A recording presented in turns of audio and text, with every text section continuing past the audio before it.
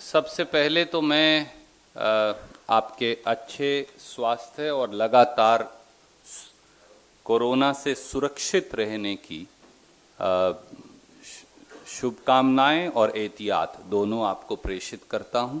मेरी बात शुरू करने से पहले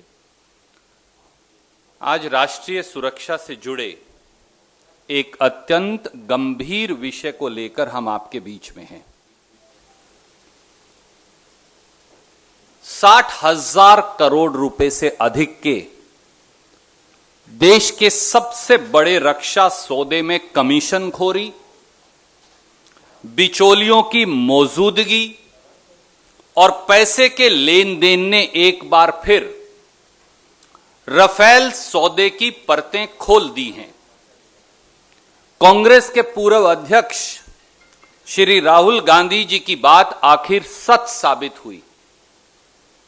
न खाऊंगा न खाने दूंगा की दुहाई देने वाली मोदी सरकार में अब कमीशनखोरी और बिचौलियों की मौजूदगी सामने आ गई है। यह हम नहीं कह रहे, यह फ्रांस की एक न्यूज एजेंसी न्यूज पोर्टल ने फ्रांस की एंटी करप्शन एजेंसी के माध्यम से कल देर रात खुलासा किया है। अब साफ है कि 60,000 करोड़ रुपए से अधिक के सबसे बड़े रक्षा सौदे में सरकारी खजाने को नुकसान, राष्ट्रीय हितों से खिलवाड़, क्रोनी कैपिटलिज्म की संस्कृति, कमीशनखोरी और बिचौलियों की मौजूदगी की एक चमत्कारी गाथा अब देश के सामने है।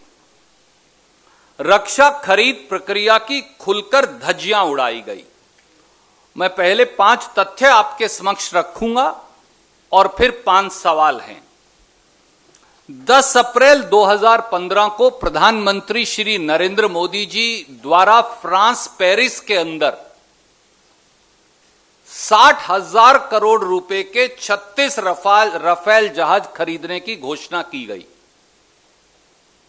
ना कोई टेंडर, ना कोई खरीद प्रक्रिया, ना कोई डिफेंस प्रोक्योरमेंट प्रोसीजर। प्रधानमंत्री गए जैसे केले और सेब खरीदते हैं, देश के सबसे बड़े रक्षा सौदे की घोषणा कराई। 23 सितंबर 2016 को मोदी सरकार ने दिल्ली में government to government contract 36 Rafale जहाज 8.7 बिलियन अमेरिकी डॉलर या लगभग 60,000 करोड़ रुपया हिंदुस्तानी में खरीदने का करार समझौता फ्रांस की सरकार से कर लिया।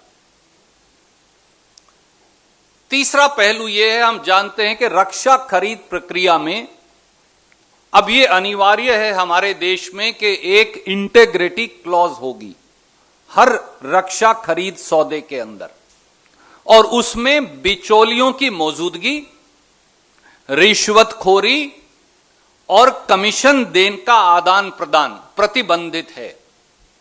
और अगर कोई रक्षा कंपनी जो हिंदुस्तान की सरकार को रक्षा उपकरण बेच रही है, अगर यह साबित हो गया कि उसने बिचौलिए रखे, कमीशनखोरी की या फिर रिश्वत दी, तो पहला एफआईआर दर्ज होगी, वो सौदा खारिज कर दिया जाएगा, उस कंपनी को बैन कर दिया जाएगा और उस कंपनी के खिलाफ जांच होगी।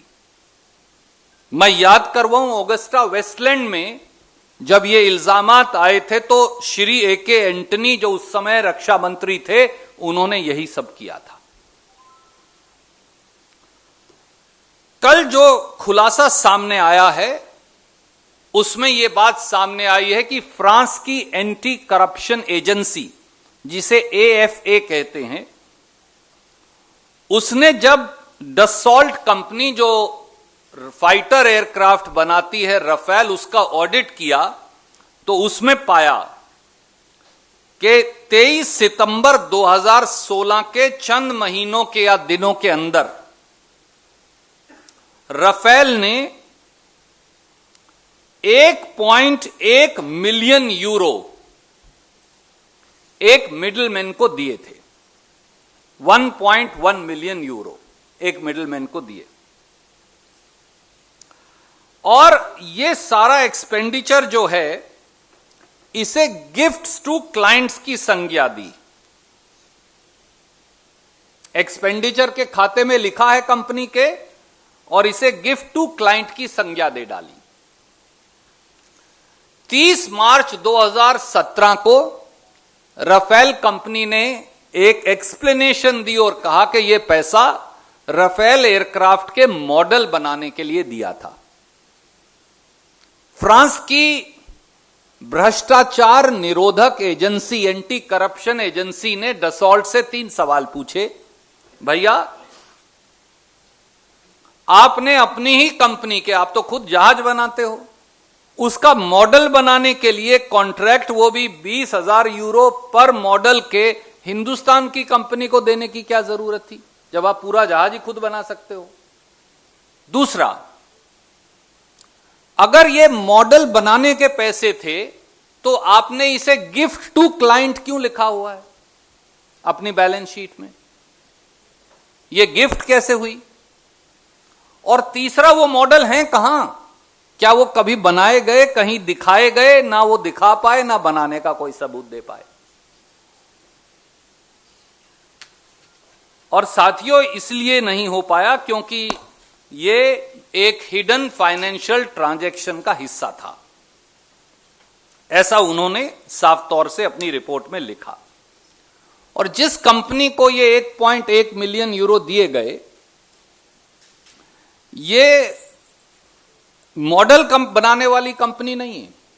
मैं उसकी वेबसाइट की एक कॉपी आपको भेज रहा हूं, उसमें साफ तौर से लिखा है कि ये कंपनी मॉडल नहीं बनाती। ये कंपनी तो जो है, इसके विपरीत फ्लाइट सिमुलेटर्स इत्यादि जो है वो बनाती है, उसको असेंबल करती है, जिसका नाम डेफसी सॉल्यूशंस है। तो इसलिए 5 सीधे सवाल हैं। पहला सवाल, डसॉल्ट द्वारा जो 1.1 मिलियन यूरो की राशि गिफ्ट टू क्लाइंट दिखाई गई है अपनी बैलेंस शीट में, क्या यह वास्तव में मिडलमैन को, बिचौलिए को दिया गया कमीशन नहीं है? दूसरा सवाल, क्या हिंदुस्तान में रक्षा सौदों में बिचौलिए और बिचौलियों को दिए जाने वाला कमीशन अब मोदी सरकार द्वारा मंजूर शुदा है? खास तौर से गवर्नमेंट टू गवर्नमेंट जो डिफेंस कॉन्ट्रैक्ट हैं, अब उसमें बिचौलिए रख के क्या कमीशन देना परमिटेड है हमारे कानून में? क्या यह सीधे सीधे डिफेंस प्रोक्योरमेंट प्रोसीजर जो अनिवार्य है उसकी अवहेलना नहीं? तीसरा, क्या इस कमीशन खोरी और बिचौलिए दलालों की मौजूदगी से पूरे राफेल सौदे पर प्रश्न चिन्ह नहीं खड़ा हो गया है? क्या ऐसे में डसॉल्ट कंपनी पर जुर्माना लगाना, एफआईआर लगाना और बैन करना, जो डिफेंस प्रोक्योरमेंट प्रोसीजर के मुताबिक अनिवार्य है, अब लागू हो जाएगा? चौथा सवाल, क्या अब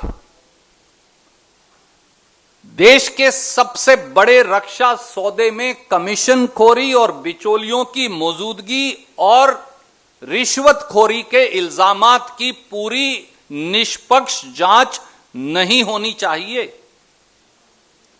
ताकि दूध का दूध, पानी का पानी सामने आए कि किसने पैसा लिया, कितना पैसा लिया, कैसे लिया और वो पैसा कहां गया?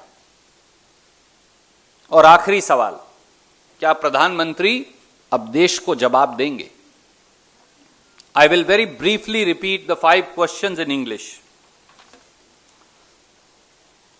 Friends, the devastating and sensational revelations in the last evening report of the French news agency /portal Mediapart.fr, founded upon the investigation conducted by the French anti-corruption agency AFA, has now revealed existence of middlemen, payment of commission, and the red flags raised by the French anti-corruption agency. In India's biggest defense deal, the 36 aircraft off-the-shelf purchase of Rafale aircrafts at a cost of 60,000 crore rupees. The allegations of causing loss to public exchequer, bribery, and payment of commission in India's biggest defense deal once again stare at the face of Modi government. Let the Prime Minister answer. Number one, was the payment of euro 1.1 million shown by Dassault as gifts to clients in reality a commission paid to middlemen for the Rafale deal? Number two, how can middlemen and payment of commission be permitted in a government-to-government defense contract or in any defense procurement in India in violation of the mandatory defense procurement procedure? Question number three, has it not vitiated the entire Rafale deal, entailing imposition of heavy financial penalties on Dassault, banning of the company, registration of an FIR, and other penal consequences, as envisaged in the defense procurement procedure and India's stated policy of no middleman, no commission in defense deals? Number four, does it not now require a full and independent investigation into India's biggest defense deal to find out as to how much bribery or commission or both have been paid in reality, if any, and paid to whom in the Indian government? And last question, will the Prime Minister now answer to the nation? Any questions, you're welcome to ask. Just get this figure correct. We'll take one by one. First on this issue and then on other issues.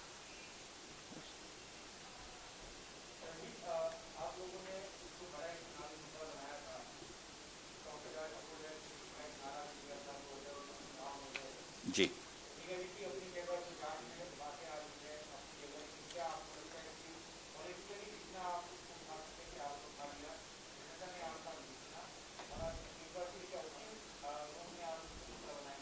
आदरणीय साथी, ये सवाल कांग्रेस का है ही नहीं, ये सवाल राजनीतिक भी नहीं, ये सवाल रक्षा सौदों में रिश्वतखोरी, रक्षा सौदों में देश के खजाने को नुकसान पहुंचाने, रक्षा सौदों में बिचौलिए और कमीशनखोरी, इनसे जुड़ा है। क्या अगर मोदी सरकार री इलेक्ट हो गई और तब तक ये साक्ष्य और सबूत सामने नहीं आए थे, तो क्या रक्षा सौदों में आज के बाद भारत सरकार बिचौलिए रख सकती है, कमीशनखोरी कर सकती है और रिश्वत खा और खिलवा सकती है? क्या इसका यह मतलब है? क्या इस देश में प्रधानमंत्री और सरकार की कोई जवाबदेही नहीं होगी? इसलिए यह सवाल उठाया श्री राहुल गांधी जी और कांग्रेस ने जरूर, जवाबदेही और पारदर्शिता सरकार से मांगने के तौर पर हमने देखा कि किस प्रकार से, और हम सुप्रीम कोर्ट भी नहीं गए क्योंकि हमने कहा कि यह सुप्रीम कोर्ट इस बात का निर्णय कर ही नहीं सकती और उन्होंने माना कि वो नहीं कर सकते। परंतु सवाल यह है कि आज फ्रांस में इस दसॉल्ट कंपनी जो रफेल एयरक्राफ्ट बनाती है, उसकी जब ऑडिट हुई वहां की एंटी करप्शन एजेंसी के द्वारा, तो एक छोटा सा कमीशनखोरी और बिचौलिए का हिस्सा सामने आया। प्रधानमंत्री जी तो कहते थे ये गवर्नमेंट टू गवर्नमेंट कॉन्ट्रैक्ट है, तो गवर्नमेंट टू गवर्नमेंट कॉन्ट्रैक्ट में कमीशन खोरी और बिचौलिए कैसे हो सकते हैं? और भारत में स्टेटेड पॉलिसी है, no middleman, no commission in defence deals. और अगर कोई ऐसा करेगा तो उस पर कार्रवाई होगी, कंपनी का कॉन्ट्रैक्ट कैंसिल होगा, कंपनी ब्लैकलिस्ट होगी, कंपनी पर एफआईआर दर्ज होगी। यह इस देश का कानून है। हम केवल यह पूछ रहे हैं, क्या इस देश का कानून इस देश की सरकार पर लागू होता है, या इस देश के सरकार और प्रधानमंत्री कानून और संविधान से ऊपर उठ गए हैं? Any other friend?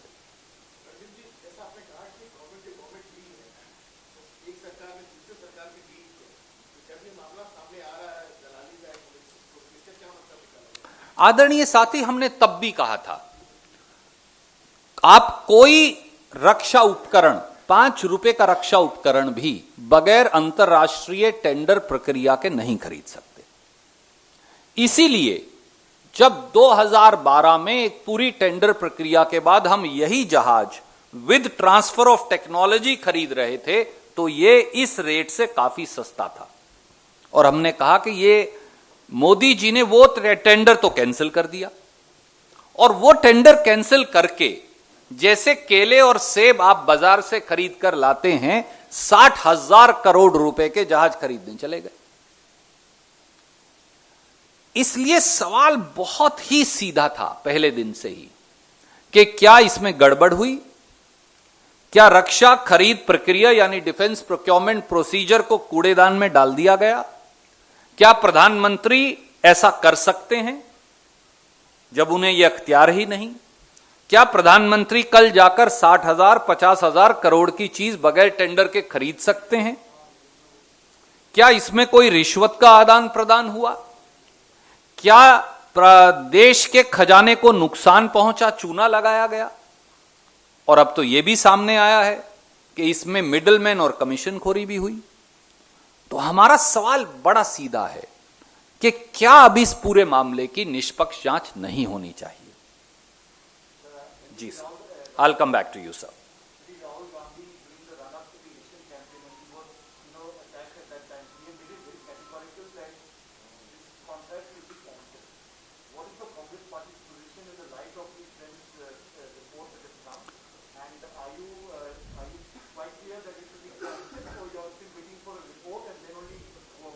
I will say very, very clearly, and that has been the stance of the Honorable former Congress President and the Congress Party. The requirement of our armed forces is the first priority, and there can never be a compromise on the requirement of the Indian Air Force or our military or our Navy. Taking that into account, conduct a full investigation first. Having conducted the full investigation, then let the law of the country act. Simple. But Prime Minister Modi consistently and steadfastly refused to submit to an investigation. So much so that they did not even submit full documents to CAG. And for the first time in India's history, sadly and regrettably,